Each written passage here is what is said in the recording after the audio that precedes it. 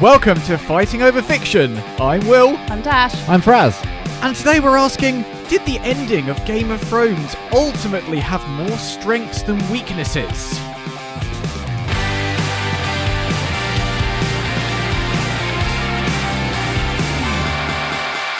Finish her!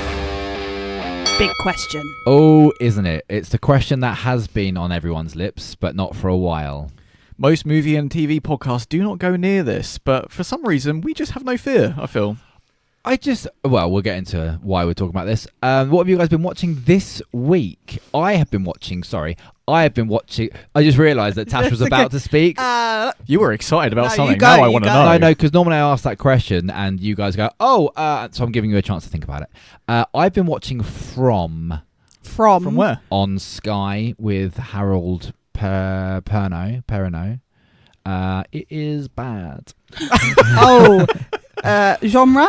It's like Lost meets The Walking Dead. Okay, I see. But I cannot stop watching it. It's one of those. It's bad, but you like it anyway. I'm gonna do an interesting post about it later on the Instagram. I've just looked up who Harold was, and you know when you put a face to a name, I really like him as well. I love that guy. Yeah, but no. What's Tash been watching? Oh, yeah, I've not been watching anything. Oh. I have. No. This is a bit of a segue. I have been trying to finish Baldur's Gate, which is a very, very storytelling heavy video game. It is, yes. So one I've never that's had been the my pleasure thing. of playing. You need to. Because I don't have the correct console. Am I right in saying that it's no longer out on the N64? Unfortunately not. Right. Oh, no, sorry. Wilbo? Many podcasts ago, I said, I really want to watch Devil's Advocate. And obviously it takes me such a long time to watch things. I finished Devil's Advocate. Yay! Hooray! How was it? I went into the film knowing nothing about it. Yeah. So I was surprised to learn it was a horror film. Okay. Do you know what? I really enjoyed it. It's Keanu Reeves in a role that I wouldn't have expected him to be in. He's actually emotive in it. And usually he's not really quite that emotive. Was the titular devil actually a devil? I feel like you said something completely different there, and I'm not going to say what I thought you said. Titular. It's one of my favourite words, titular. Mm-hmm. I will say titular as often as I can. So, was the titular devil actually a devil? Do you know what titular means? No, not at all. Titular means of the title. Oh, yeah. Yeah. Okay, cool. The Devil's Advocate is one of those movies where it could be about a devil and his slave, or it could be about a law firm. No, it was really good, and there's a surprise towards the end, spoilers as well, I just did not see coming as well. It really was out the blue, and I was very pleasantly surprised. Oh, nice. Okay, enough delaying. Will, tell us about this lesser-known television show called A Game of Thrones. It'd be a pleasure. It became one of the most expensive shows ever made by the final season. Episodes were costing around $15 million each. That's a lot of pie. Yeah. The Night King was created for the show. He doesn't exist as a specific character in A Song of Ice and Fire and was invented to give the White Walkers a clear central villain. Villain. Before Game of Thrones, big budget fantasy was mostly a film genre, like Lord of the Rings. Thank God that was in there, otherwise no one would get that. The show proved audiences would commit to a complex adult fantasy story on TV, completely changing what networks were willing to invest in. Kit Harington had to keep Jon Snow's fate secret, even being given misleading information at times to avoid leaks. The final season broke viewership records. Despite the backlash and divided fans, the finale still pulled in over 19 million viewers, making it one of the biggest TV show events ever. It's also the most winningest TV show of all time with 59 Emmys. 59, Jesus. 59 Emmys. It is the most pirated show of all time. But they solved that by then making it the largest simulcast of all time. So it was broadcast in more countries at once than has ever been done before. 173 different countries at once. Absolutely insane. Yeah, the finale was the largest viewed episode of all time of TV. They hold the record for the most people set on fire of all time. An absolutely groundbreaking piece of television, this. So, what is your guys' relationship with Game of Thrones? Are you as we call ourselves, throners? I mean, because I know that you're Ringos. That's what Lord of the Rings fans are called. I know you're Ringos, but are you throners? Is it actually what the official term is, throners? Yes. Is it? Yes. Maybe by the fact I didn't know that, maybe I'm not a throner, but I feel like we really watched it, I think, for the first early seasons, and I think it petered off a little bit. We were watching it, but it was just a bit less enthusiastic, I'd describe it. Yeah, I would say I liked it, but it wasn't, I wouldn't count myself as a throner. Sure. So I adore this show with all of my heart and soul. I loved the books. I've consumed every podcast to do with it. So the books, have you seen the size of the books? Like they're they're huge. Beasts. I am not a reader of books. I don't think I've read. I actually haven't read a book since I finished reading A Game of Thrones, A Song of Ice and Fire series. I read the series, finished it, literally put the last book down, picked up the first one and started again. Oh. And I've never done anything like that in my life. For some reason, this entire world just absolutely grabs me. And I will defend this show to the absolute hilt. I was very much convinced you were going to say that as well. Yeah. I mean, I consider myself a realist, and I can be like objective about things. I know exactly where the show was shit, because it really was at times.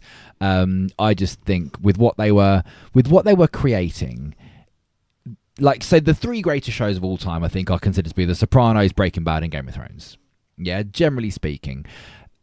We can debate all day over which was the best written, and that's like why art is great, because we have different opinions.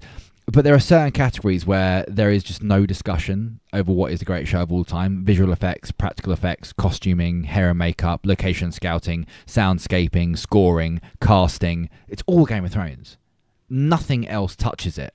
And I would also put acting in there as well. I don't think there's a better show, a show that is better acted than Game of Thrones, like across the board. Like, sure, thingamajiggy Walter White in Breaking Bad is absolutely insane, but the size of this cast and every single one of them just absolutely smashing it. There's no weak link, is there, in that cast? No, anywhere. There really isn't.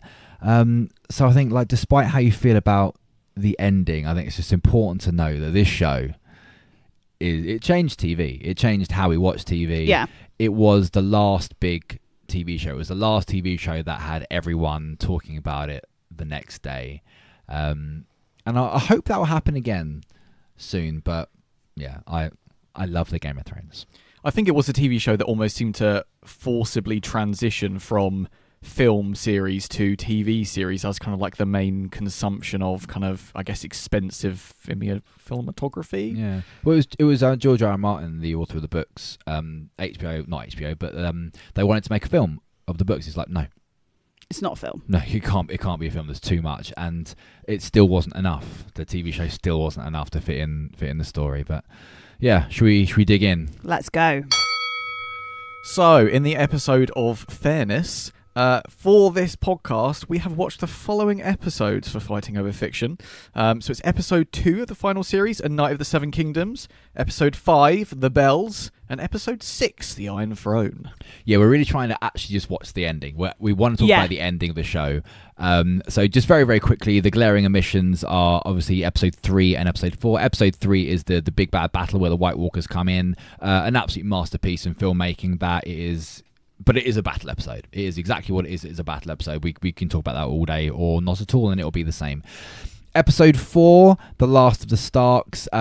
This is where the issues with the ending really begin. The White Walkers are defeated, and they really have to flip very quickly to Cersei being the main villain. The first half of the episode is the aftermath of the battle, is great. The second half is where the pacing really, really picks up. It's still got all of the qualities of Game of Thrones, but we suddenly start to question how much time there is left of the show and how much there is left to cover.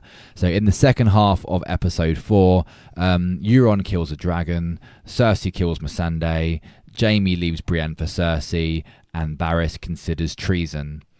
And then we arrive at one of the most contentious episodes of television ever, The Bells. Did the major character endings, Daenerys, Jon, Tyrion, Bran, and Arya, feel earned or rushed to the finish line? So I'm going to start with the big elephant in the room is poor Dany. So I think her ending is the most kind of fought over because it was such a quick turn. I think for me, the idea of this works, her suddenly committing genocide and just burning King's Landing to the ground and everybody in it. The idea works. I think the pacing just doesn't. It's so abrupt. I think, having said that, though, you can see the cracks early, especially when Sansa is challenging her. Especially when they're deciding whether to let Jaime back into the fold. You've got Tyrion saying let him back in. You've got Sansa saying let him back in. Everyone's supporting him apart from Daenerys. And I think that's where she starts to see that she might starting to become isolated from everybody. And she's not the most trusted person in the room anymore, as she has been with the Dothraki and the Unsullied and all the people that she's rescued from slavery. She's not the most trusted woman in the room anymore. It's a bit like when a toddler has a tantrum and they aren't challenged. Yeah. They will become a teenager that has a tantrum and suddenly they are challenged and they don't like it, so the tantrum gets worse. Dany's lived her entire life believing that she is entirely right. Yes. Because she's freed slaves and those slaves have called her, the Queen of Dragons, and all of the horrendous things that she's done leading up to this, the crucifixion of the slave masters, the burning of the carls, everything that she's done up to this point has been for the greater good. Yeah. And suddenly there are people around her going, no, there's more things. This isn't to how it consider. works. That being said, I think I agree with you. The pacing of her turn. It's not necessarily the turn itself. It's the severity of it. Yeah, I think that's what it is. I get that she's probably going to be driven to that, and I did think that part of the reasoning was that kind of situation with Jaime, but also I kind of saw her. She was the only one in that room that didn't have any family. You had the Starks, Arya and Sansa have just about reunited by that point, I think. Yeah. And Bran's there. And then obviously you've got Tyrion, then Jaime's now there. So you've got 2 Lannisters there. She's the only Targaryen who's there. She's surrounded by people of the North in that situation. And people from Westeros. Let's not forget, she's not even from Westeros, really. Yeah, she is isolated in that room. Yeah, and then she loses Jorah in the battle. She loses her dragon, and she loses Missandei, who was her closest. And don't forget the dragon is her child. And I think it's easy to underestimate what grief will drive a person to do. If someone killed my entire family, there's a very good chance I would burn a city to the ground. I would have liked to have seen some of that. I think Emilia Clarke gives some amazing performances. She is outstanding. Her facial acting in a lot of this to convey the turn is so good, and especially considering she did this alone in a room on a mechanical bull surrounded by a green screen is really, really impressive. But why they didn't give her just a line of dialogue to make us go, oh shit, she's gonna do something. You mentioned that because I was really drawn in in the bells when they're all crying for Cersei to ring the bell, and you can see Cersei's expression and Daenerys' expression, and they're both so intense, and you kind of are thinking, I'm kind of going, just say something. Before, because obviously having watched it before, you know what's coming, but so you're thinking kind of with that foresight of just say something, give us a clue as to why you're doing this. It has to be a line, a word. That's all it needs to be. Or even afterwards.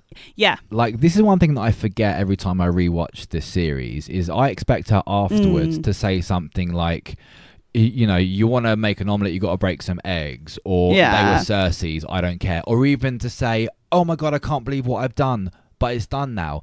She just goes on about liberating people, and it's like you can't. But she's killed them all. They're all dead, and even the ones that are alive, their homes have burned down. So I completely agree with you about this, and you can explain it away. But I think if you have to sit down and really think about it and have a conversation as to why, then there's been a failure in writing. I mean, I will caveat that from a writing perspective as well. I do think that it's effective in the sense that it does put all the surviving characters in an impossible situation. You've got Arya struggling to survive, and that mother trying to save that mother and daughter is heartbreaking, and you see the impact of what Daenerys has done. So you put Arya in that impossible situation. You've then got Jon put in an impossible situation, which then leads him to act as he does. So I think it does help drive the story, but it just doesn't quite make sense. I think they did miss the mark with it slightly. Everything around it is excellent. It's so good. And the thing is King's Landing is covered in wildfire caches. So had she just like done a flame throw through the city in a straight line to the Red Keep, and that created a chain reaction that set off the wildfire, and then that creates the Aya thing and the John thing and all of that, and then she's gone like, oh, I didn't know that was going to happen, but it did. Well, that I can understand. It's the zigzagging through the streets. Like she's zigzagging. Yeah. She's got a strategy there. It's not random. It becomes very clear that this was planned between her and Greywell, and this was planned all along. And I even would have liked to have seen that, like a closed door and a look between them. Even that just goes to show, fuck this. No, they're all going to burn. But yeah, I think they wanted the shock factor, didn't they? I was going to say the shot. Yeah, especially for a finale. It's like, how are we going to end this with a bang? So there's the elephant dealt with. What about the other characters?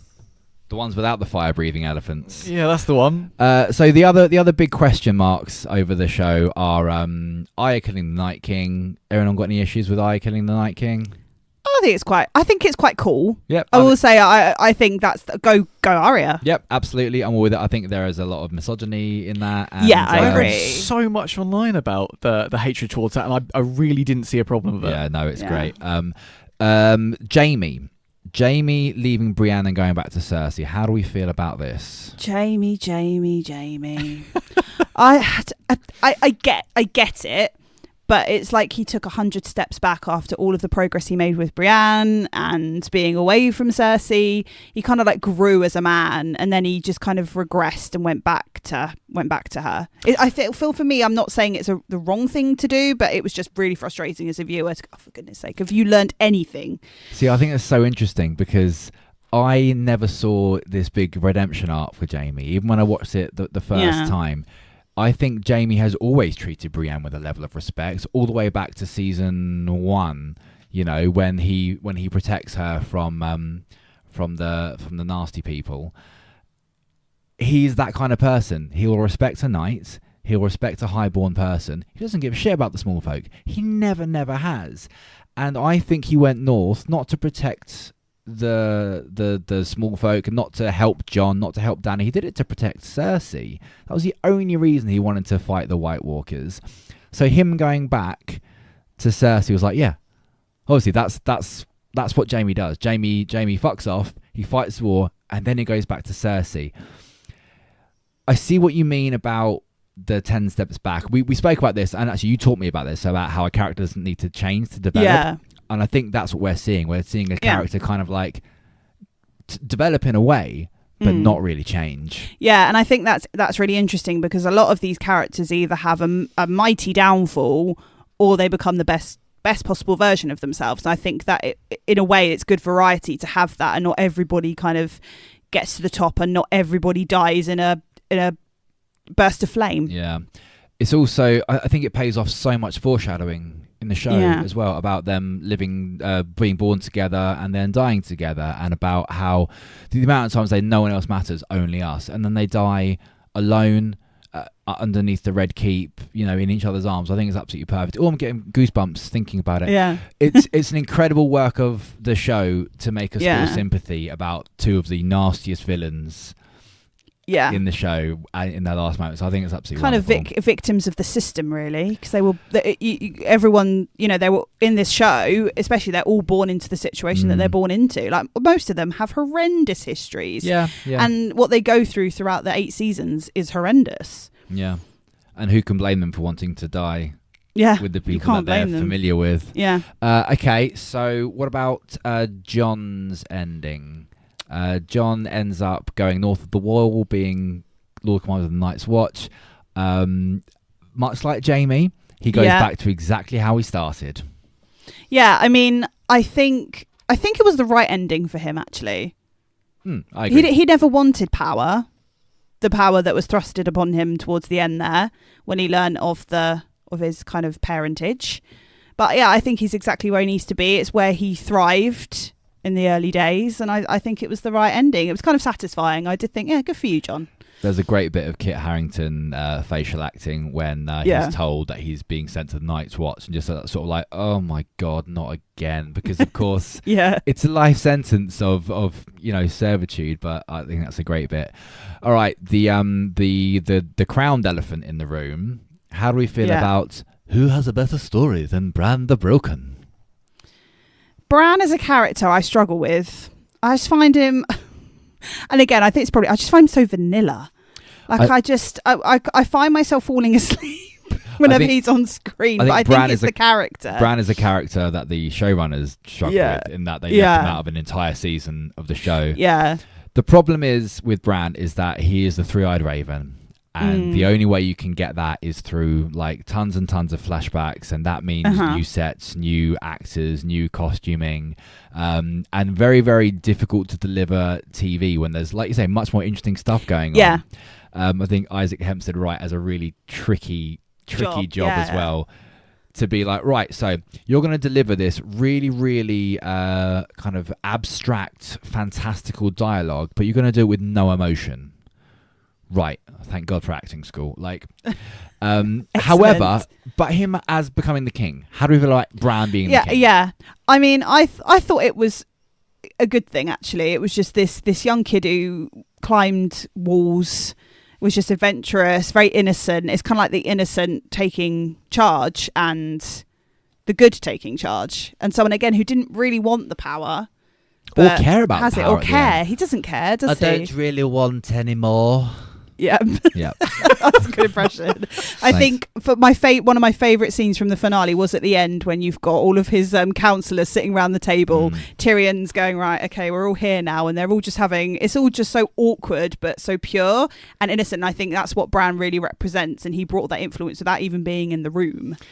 I think I'll chime in a little bit because I honestly hated it. I think when the suggestion was brought up about him becoming king, again, he's acting it well for not showing any emotion, but every time he spoke, my brain did just turn off a little bit. I was like, oh God. So when they then asked him, oh, would you be interested? Why did you think I come? I was like, oh no, that was even a bit too much. I feel like in the dialogue. Up until we saw the King's Council and all of them round the table, I was like, okay, I see why this has been sold as this. I'm loving it now. But to start with, it really just didn't work for me, but I'm glad it paid off. It's I think that is how George R. R. Martin wants the book to end, because I think he told the showrunners the broad strokes of how it would end. But again, we just needed a bit more time with Bran, didn't we? And I think that's what this whole thing's going to come down to is time. Varys, how do we feel about Varys being executed?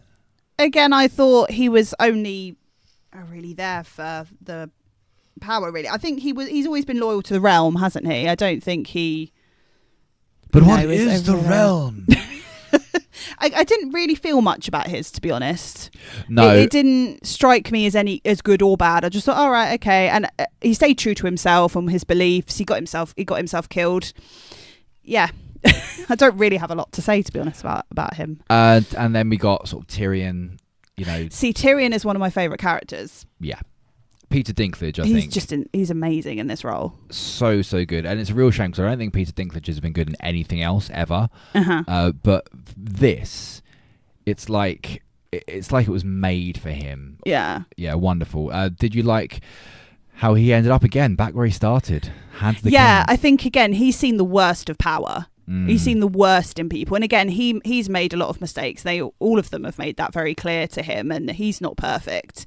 But I feel like he's seen the worst of other people. He's seen the worst in himself, and yet he still tries to do the right thing. So I think he ended up back in the right place. And again, he was the Lannister who was bullied and looked down on as a kid, and he's the one that has remained. He's the only survivor left. So I think Tyrion's is the redemption arc that everyone thought they were seeing in Jaime. Yeah. But because like Tyrion the Imp was this like comic relief character, we forget that he was also a villain. Back in the Battle of Blackwater, he is defending Joffrey against Stannis, who's like a proper true hero of the realm. And he did it for power, and he did it for the approval of his father, who is also a horrendous human being. But because we always liked him, he was the anti-hero, we didn't see the redemption arc. We just saw this kind of like darkness grow in him. He has the story that everyone thinks Jaime's got. Yeah. Which is ironic because Tyrion always wanted to be just like Jaime. Anyone else we want to talk about?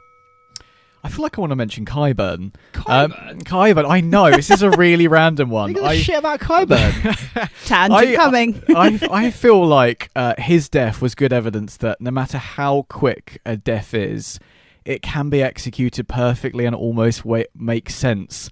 And it's going to be a really weird word to use for it, but almost be beautiful in a way that it is kind of like just totally makes sense, is sold, has evidence based on it. So when you look at any of the others and you go, oh, this was rushed, you're saying it was rushed and there was no evidence behind it and there was no payoff, etc. Qyburn is just, he dies exactly almost how he lives in a way. It's just, he puts himself forward, he talks above his station almost and just gets his head blatted against a wall in the most unceremonious, flippant way for how he's treated other people. I think it's perfect. It's like those really mouthy kids. You go like, one of these days, someone bigger than you is going to hit you, and that's what happened to Qyburn. Yeah, it's all about villains. Oh God, there's a line in episode 4, The Last of the Starks, where Tyrion says, "I don't want," like when he's talking about Dany potentially burning down the city, he says, "I don't want to."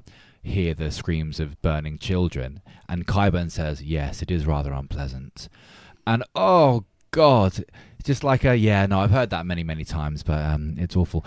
Yeah, what a horrendous. And then the way Cersei just kind of like, right, I'm off now. Thanks, everyone. That whole scene was great. As we're there, how do we find the Hound ending?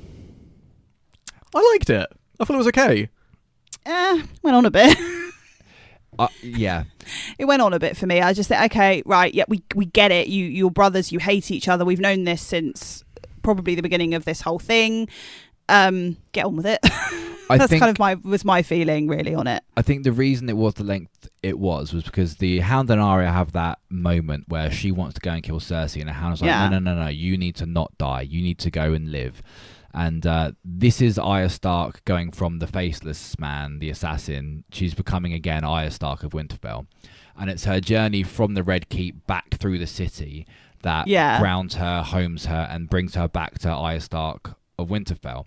And then Sandor is then becoming again the Hound. So as she comes away from this vengeful murder machine, the Hound is once again becoming the vengeful murder machine, and I think that's why it was that length, because it had to intercut. They had to intercut with Arya's journey, and I think it's beautifully done. It's like juxtaposition, just perfectly executed. It's beautiful and it's brutal. I agree with you. I didn't need to see the Hound versus the Mountain fight, but the way it was done with Arya was nice. Yeah. Did the final episode balance spectacle and storytelling well? Tash, this is you, mate. Oh, okay.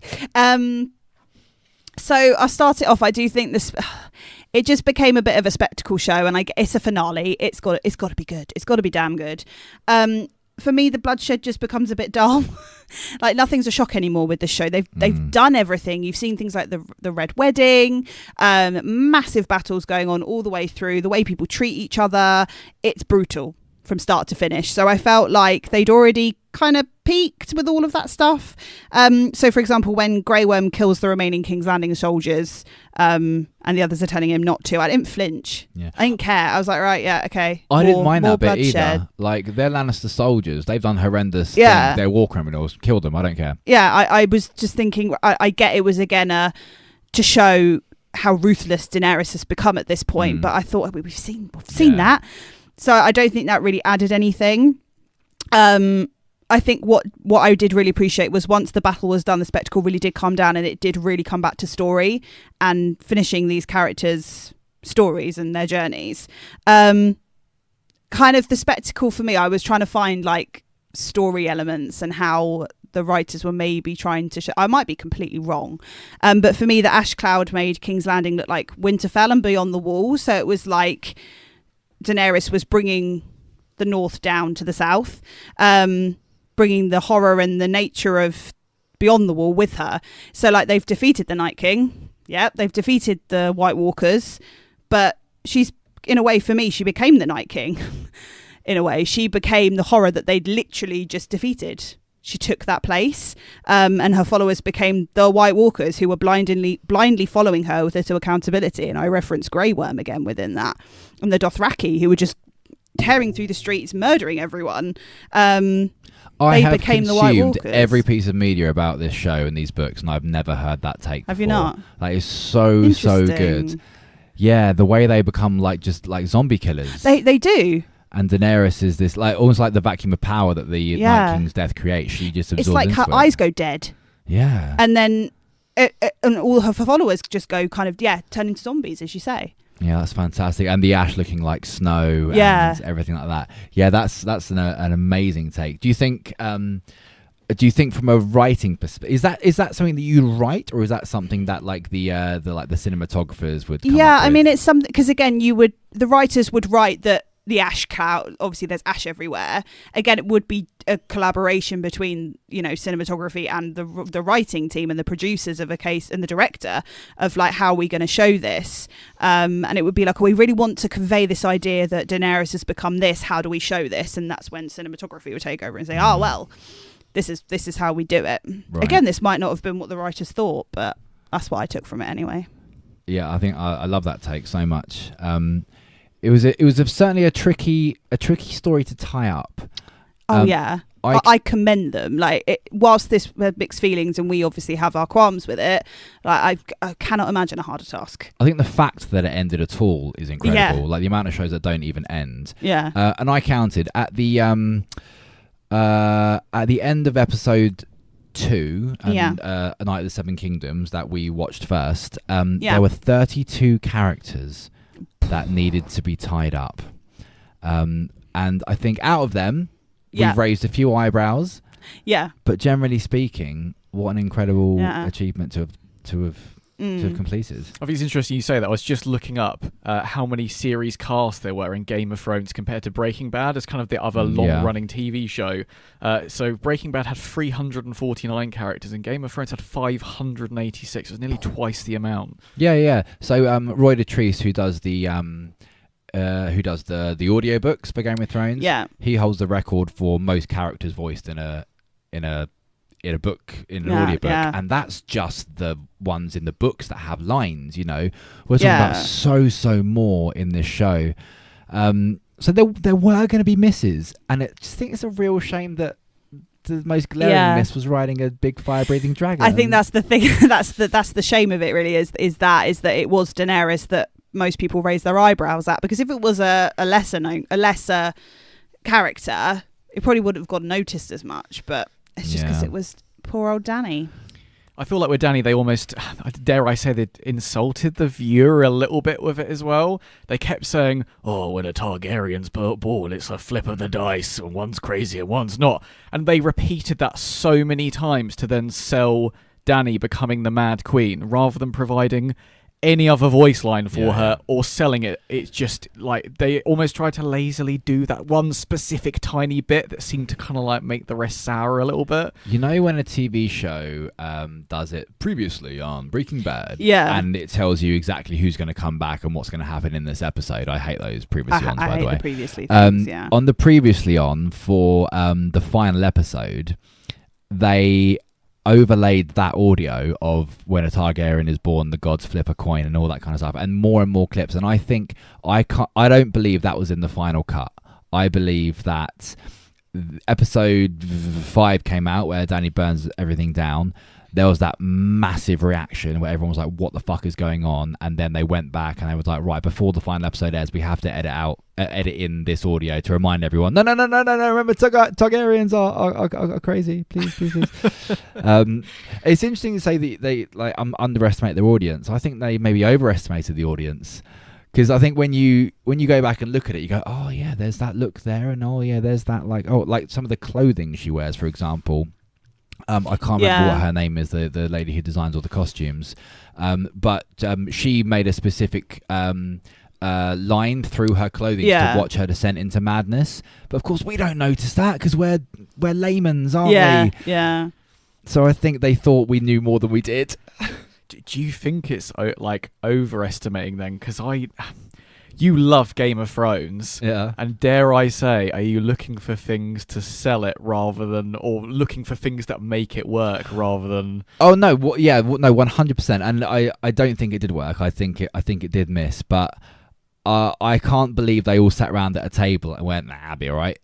But I think when you're that absorbed in a story and you're that absorbed in the world, and you've just done a 57 consecutive night shoots in Iceland or whatever, and you've got the soundscape designer and the costume designer and the set designer and the production team, and you've got the actors and stuff like that, and then maybe George is there as well, and they're going, no, of course it makes sense, because the gods flip a coin, exactly, the gods flip a coin, and in season 2 she has the vision, and there's ash coming down, it's all there. I think it's in the production bubble, isn't it? Really, they're in their own little bubble with it. Whereas I think, when more people have watched this show than any other show of all time, there's going to be a vast majority who are really just casual viewers who are going, hang on, why? Like us, we were. I would call us the casual viewer in this situation. That being said, definitely, I was not a casual viewer, and I still went, "What the fuck is she doing?" when I first watched it. Yeah, it's almost like I think they try to concentrate almost on a checklist too much of tying up the character endings. Yeah, and not to say that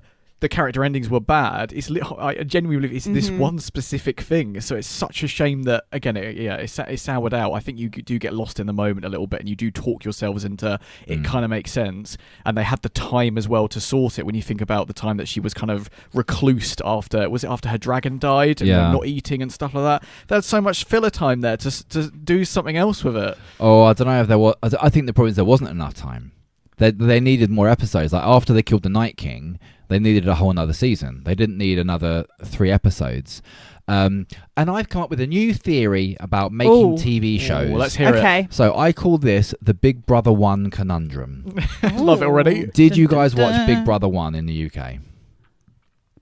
The first Big Brother season? Yes. Yes, okay. So I remember that being an absolute hit. It was amazing. It was huge. No one had ever seen it before. It was so entertaining until the last 4 weeks, when there were only 4 people left in the house, and it just ended up being 4 people sitting in a house doing almost nothing. I think you've got Game of Thrones, and what they needed to do was slowly get rid of the characters to type their threads properly. But then what you have is 4 hours of TV with only 6 characters left.